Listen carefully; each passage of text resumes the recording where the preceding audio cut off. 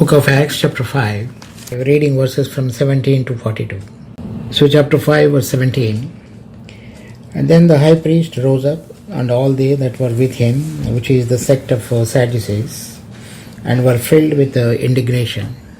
They laid their hands on the apostles and put them in the common prison.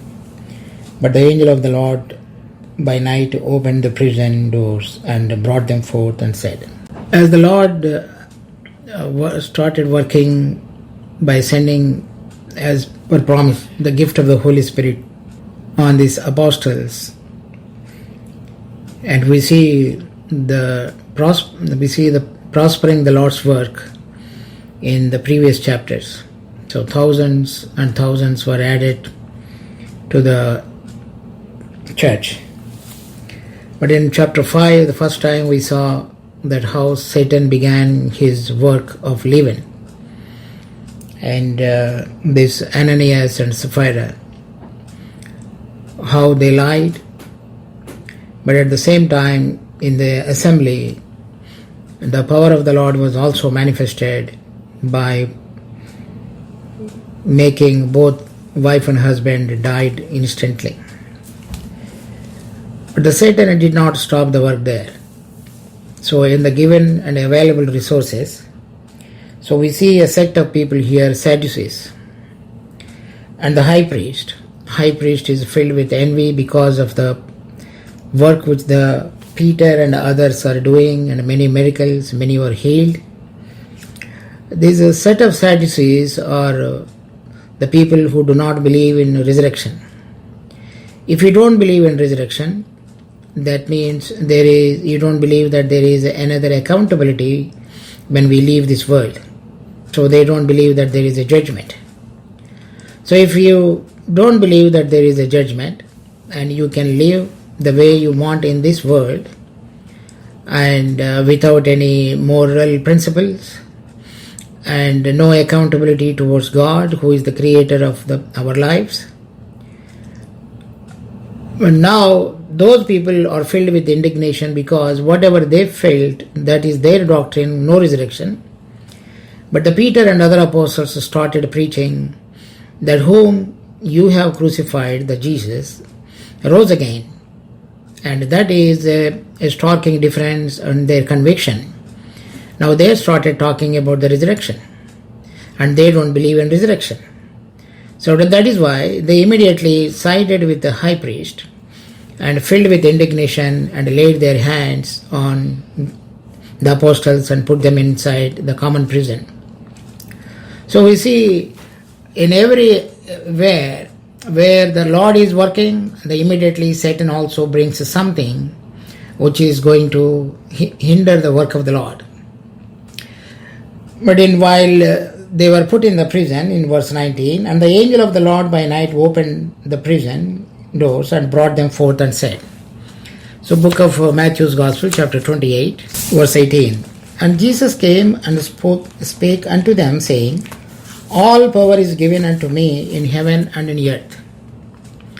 So this is after his resurrection, and before the ascension, the Lord appeared to the apostles and told them, all power is given unto me in heaven and also in earth.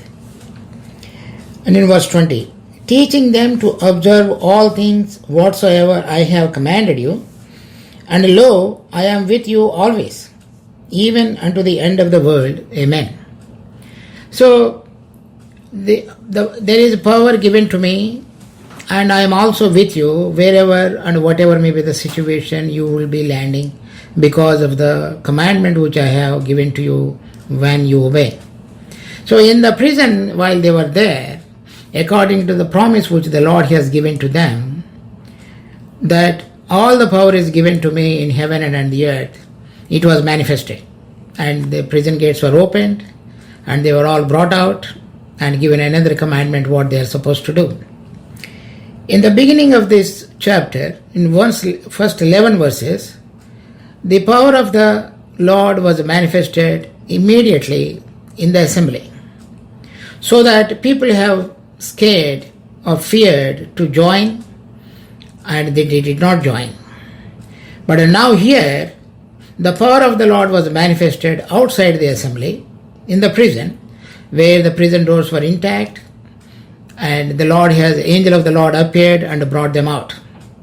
So every time the promises what the Lord was given to them, they are being brought into the experience of being fulfillment of those promises. So their faith is increasing by seeing not only the Spirit coming down upon them, but also according to the promises what God has given, how they are being fulfilled one by one in every aspect. Verse 20. Go stand and speak in the temple of the people, to the people, all the words of this life. So it is everyone, when the Lord has given the commandment, you go and speak the words of this life, the very specific. They all know that there is a life in the man, physical life, that is also where our body functions, all the activities of the body. But within that one, there is a soulical life, and that is which is led by the knowledge of the good and evil, and where all our emotions, intelligence, and willpower drives, and the body reacts and works upon those two factors, physical life as well as the soulical life. But this life, because he said God is a spirit, and that he is the father of all the spirits, as we read in book of Hebrews chapter 12, and now he has come, died on the cross, and rose again to quicken our spirits, so that we may receive the new life in our spirits. So book of John's Gospel chapter 6 verse 57. As the living Father hath sent me, and I live by the Father. So our Lord Jesus Christ, while he was here, that from the beginning to the cross, and he lived by the life of the Father. The Father's life, that is something where in the Old Testament he gave the revelation to the Moses, I am. That means who was, who is, and who will be forever the same way. Or within him there is a life, and it is the one self-existing God. And he said, I live because of my Father. So that means it is a never-ending life. That is there, it is coming from the Father, and which has got no beginning and no end. It will be there forever. And he said, he continued, so he that eateth me, even shall he live by me. So the same life will be imparted unto us if anybody eat him and drink him. So that means the life which has got no beginning and no end will be with us and will be ours. Then in verse 63 in the same chapter, it is the spirit that quickeneth, the flesh profiteth nothing. So the soulical life and the physical life both will profit nothing. They will be passed on. They will go away. Though the soulical life has got a different dimension, but here it means it is, if you wanted to only dwell upon the life which we now live, thinking that it is beautiful, very good, enjoyable, and appreciable, he said it is nothing. The words which I speak unto you, they are spirit and they are life. So the words which I am speaking unto you, they are spirit and life. So now you go and speak of that life or this life. He said, the words which I have spoken unto you, which has no beginning and no end, the man will continue to live forever. It is not controlled by the life of the physical life or the soulical life, but it is, the origins are coming from heaven. The life of the Father in me, and those who eat me and drink me will have and will live by the same life. And those life, that is of the spirit and life, those are the words which you go and tell them. Because the whole world now lieth in the wicked one, and the wicked one trying to control the lives of the people only factoring them to those only two things, the physiological life and the soulical life. And both do not have any kind of a course or a relationship with God. And now this is your commission that you go and tell them, because now you have received that life. And book of John's Gospel, chapter 17, verse 3. And this is life eternal, that they must know thee, the only true God, and Jesus Christ, whom thou hast sent. So when he says to the disciples that you go and tell them about this life, so that means you go and tell about Jesus Christ. And in him there is a life promised. In 1 John chapter 5 verse 11. And that life is given in his Son Jesus Christ. So when you go and tell about me, and you witness about me, and the words which I speak unto you are that you go and tell them, and not about the life of the physical life or the soulical life, but the life which is of the Spirit, which is eternal, which is coming from the Father, and which makes you live forever and ever. Then we see in these men could not do much, and the captain of the people, though they were called the Sanhedrin, the high priest again morning came and arranged everything to speak to them and to decide what to do with these apostles. And he was 24. Now when the high priest and the captain of the temple and the chief priests heard these things, they doubted of them whereunto this would grow. Then came one, and now we see a meeting was conducted. Earlier there was another session which has happened in the previous chapters. Now what the Lord was encountered the day he was crucified, and the same thing now apostles were going through. In Matthew 10, the Lord, while he was here, he told them, these all things will come, and ye will be brought into synagogues, and because of my name you will all be scourged. But that time you do not have to worry what you say, but the Spirit will give you utterance of what you need to tell. Similarly, that promise what the Lord has given to them is being fulfilled now in this course of this chapter. So in both the times when the session was on, they could not really do anything. And the Lord the Spirit has given them tremendous confidence and strength to witness before everybody. So this time, though they have arranged a full meeting, the high priest was there, elders were there, the whole Sanhedrin came in early morning and joined together to decide what to do. But the Peter and other apostles were not there in the prison. And so that was shocking to them. So they thought, in verse 24, they doubted of them whereunto this would grow. Now they thought that they were in the prison. Now they were not found in the prison. They were surprised how this would all turn into, what would happen. But somebody came and told them, the people whom you put in prison are now speaking in the temple courts.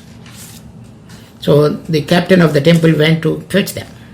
So when they went there in verse 26, then when the captain with the officers brought them without violence, for they feared the people. Now you see, earlier it was the portion of the apostles to fear what would happen when the Lord was here. After the Lord's departure and the Spirit came, and the Spirit, as He is working in His full force, the captain of the temple, who has authority to arrest and bring them because they are in the temple, they have feared that people would stone them. So now, as the Lord has promised, I will be with you. And the same thing as in the angel of the Lord, and here also the way He instilled the fear in that captain of the temple that they could not really forcibly take them. When the Lord wants to use His disciples or His servants anytime, and when the Spirit fills and the Lord's promise is with them, and it is not they don't have to fear, it is they don't have to fear. But the other people who wanted to suppress or stop the activity of the power of the Spirit will be made fearful, will be made to fear God. And the way every time there is a power of the enemy trying to work, and more of the Lord's power is also manifested according to the promise given to them. In verse 31, as Peter is testifying, him hath God exalted with his right hand to be the Prince and Saviour, for to give repentance to Israel and forgiveness of sins. So the same message what he said in chapter 3 verse 15 and 18, very briefly and very sharply he brought the point to them. Verse 32, and we are his witnesses of these things, and so is also the Holy Ghost, whom God hath given to them that obey him. So here we see two things. One, Holy Spirit is also witness, and also Holy Spirit is given to them, those who obey him. So here we understand another principle. Holy Spirit is given to those who obeyed him. And in Galatians chapter 3 verse 2 we see, this only would I learn of you, received ye the Spirit by the works of the law or by the hearing of faith? And verse 5, he therefore that ministereth to you the Spirit, and worketh miracles among you, doeth he by the works of the law or by the hearing of faith? So it is giving the Spirit and doing the miracles and wonders, it is by faith. And here another aspect is joined, it is by obedience. So obedience to the voice of the Lord when he brings the conviction in our hearts, and by faith when you accept him, and when he sees that our heart is fully ready to show obedience, to be led by him, then he comes and dwells in us. And when, as the Lord said in John's Gospel chapter 16, when the Spirit cometh, then he will bring the conviction into our spirits that about our sins. And he speaks to us about the Father and the Son. And when the Spirit continues to dwell in us, and when we do not grieve him, when you listen and show obedience to follow his commandments with a wholehearted, with the earnest desire to please the Lord because of our love towards him, and he will also make us to testify. In chapter 1 verse 8, but you shall receive power after that Holy Ghost is come upon you, and you shall be witnesses unto me both in Jerusalem and in all Judea and in Samaria and unto the uttermost part of the earth. So when the Spirit comes, and you will receive the power and be witnesses unto me. And now we see both the things are being fulfilled. They received power, that is why with boldness they are able to testify, and they are able to witness also. Witness with power. So it is an indication, those who by the hearing of faith and showing obedience, the Spirit comes upon all those who believed and showed obedience. And the indication of that the Spirit is working in them is that they will testify boldly about the Lord who is dwelling in them. So that is what was happening in them. So now we see here a couple of principles. One, when the Spirit quickens us, that means the Spirit is giving witness to our spirit that Jesus is the Lord. And when we believe and willing to show obedience to the commandments of the Lord and witness, the Spirit comes and indwells in us. And when he indwells in us, he prepares us to give the witness about the testimony of Lord Jesus Christ's life through our life, and also, if he pleases, he will also use us to serve him in his testimony. So first thing, the Spirit witnesses unto us about the Lord. Then the Spirit prepares us to give the witness, about the Lord. Then as we live and testify about him, the Spirit also attests or validate the witness of him, because as we are witness, as we are testify about him. So now if the Spirit is indwelling in us, and when we witness about our Lord Jesus Christ, we see here it is creating fear in the hearts of the people, and it is also apostles are able to see the prison doors are opening, and those who are hearing being convicted and being added to the church. So the witness, the attestation of the Spirit is that so and so Peter or other apostles are being filled with Spirit and having the power from heaven, are able to minister and witness about the Lord Jesus Christ. The sign is bringing the conviction in the hearts of so many people. But when our life is not in coherently moving with the Lord in obedience in our lives, and when we witness or testify, that kind of a conviction will not come to the hearers, or it will not be accompanied by any kind of a signs and wonders where this is the testimony of the Lord.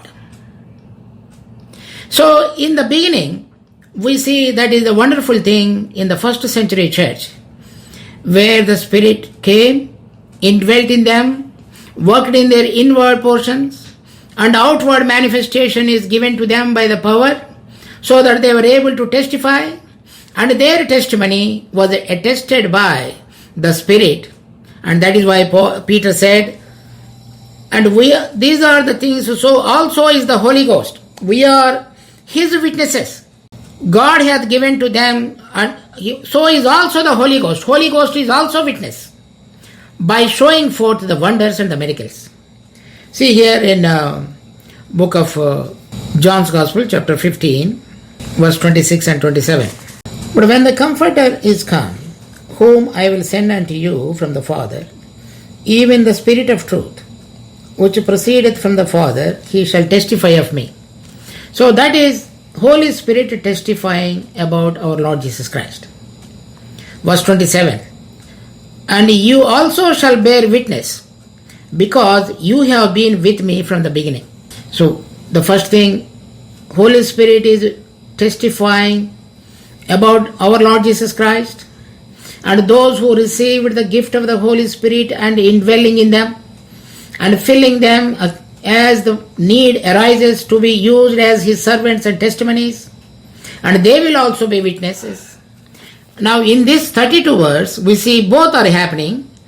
Spirit is witnessing, the apostles are witnessing, and that is attestation of the power they are witnessing through the power of the Spirit.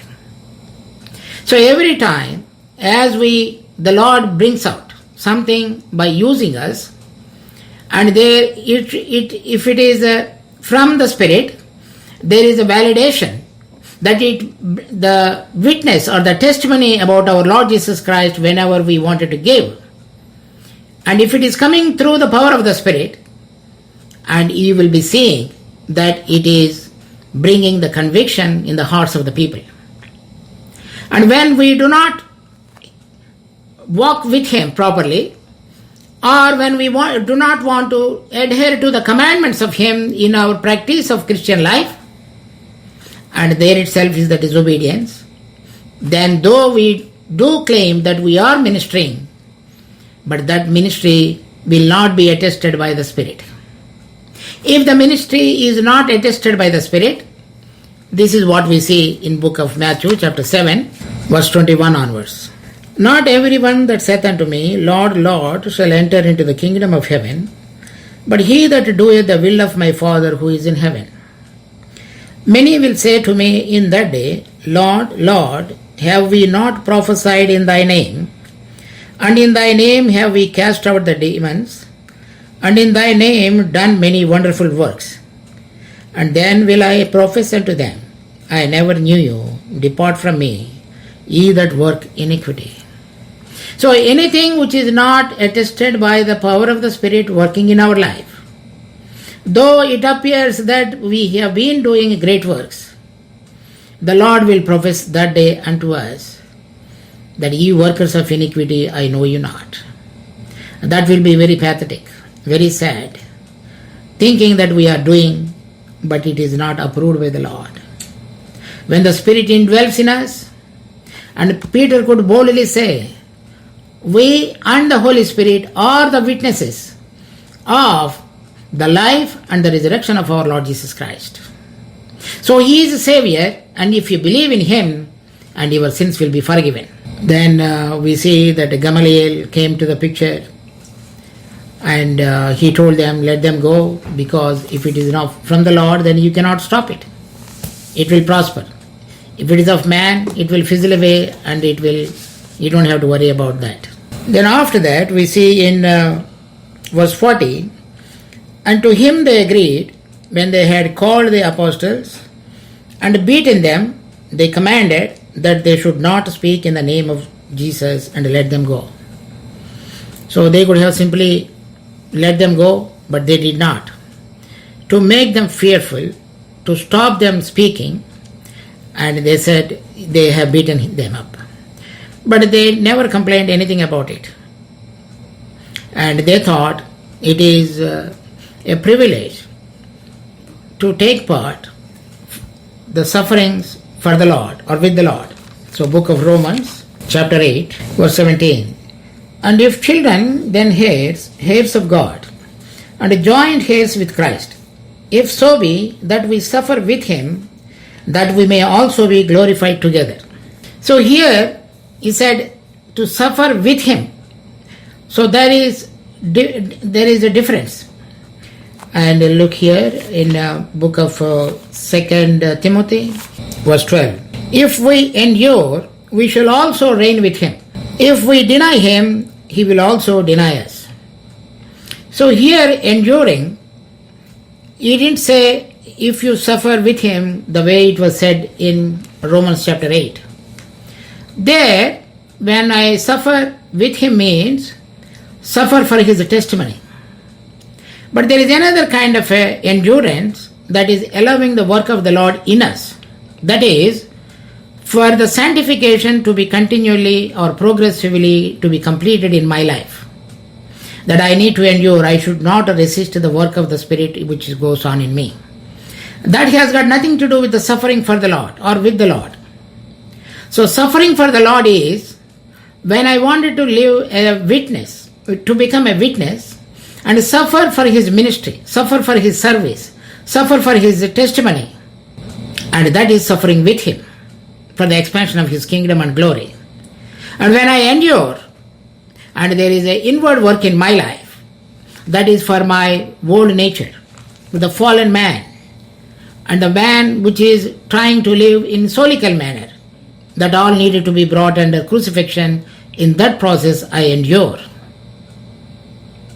So here we clearly see in Acts chapter 5 that they beaten them, but nothing mattered, because it is all, he said in verse 41, rejoicing that they were counted worthy to suffer the shame for His name.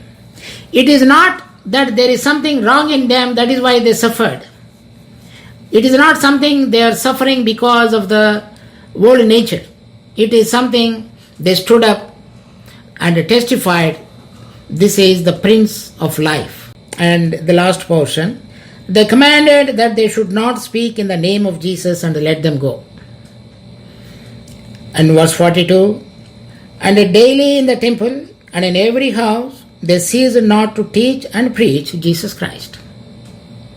So these are all happening in the temple only.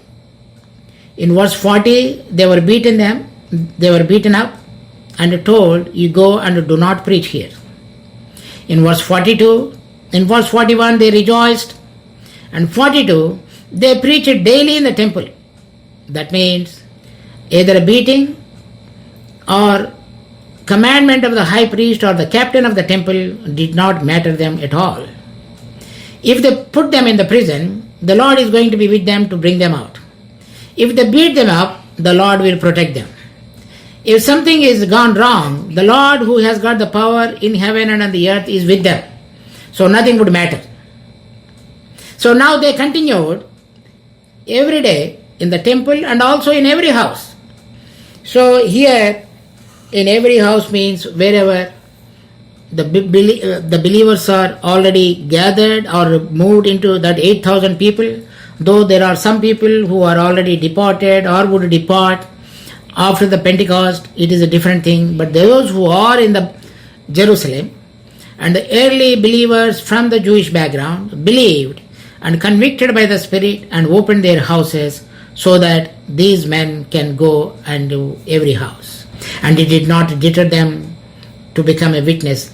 According to that Acts chapter 1 verse 8, when you receive the Holy Spirit, you receive the power and ye will be witnesses unto me. And exactly it is the fulfillment in every chapter.